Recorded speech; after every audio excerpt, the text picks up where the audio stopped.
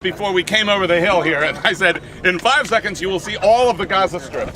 Beyond here, on the horizon, is the Gaza Strip, behind which, of course, is the Mediterranean Sea.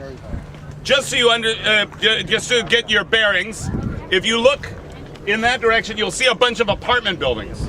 Okay? White apartment buildings. That's Beit Hanun, a northern city in the Gaza Strip.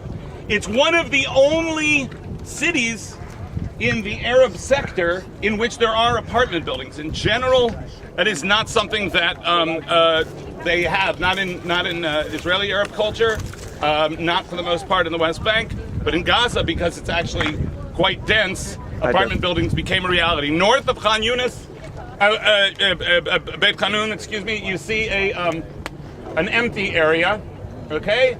Almost until you get to the power plant, which we passed. If Alon was here, he would talk about the problem that most of the power plants in Israel are coal.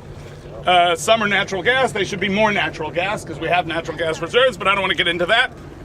At any rate, about halfway between the power plant and Beit Hanun is the border between Gaza and Israel, and we were very close to it, and then we turned and made it around. Is that a highway that runs through there, or is that a fence kind of thing that we're looking at? That's the fence. That's a fence. Okay, that's the fence. And over here is Gaza City, which is a little bit lower than Beit Hanun. But in general, all that is Gaza, and you can see in the distance Ashkelon, where we came from, the largest city almost due north. As the crow flies, it's 15 kilometers, although we turned it into 25. I don't know if anybody, what did your speedometer say? Anybody notice? 29 kilometers. 18 and a half kilometers or miles? Miles, okay. I don't want to be too excessive in talking about the situation with Gaza, because all of you are probably as well versed as I am between the New York Times and the Atlanta Constitution, etc.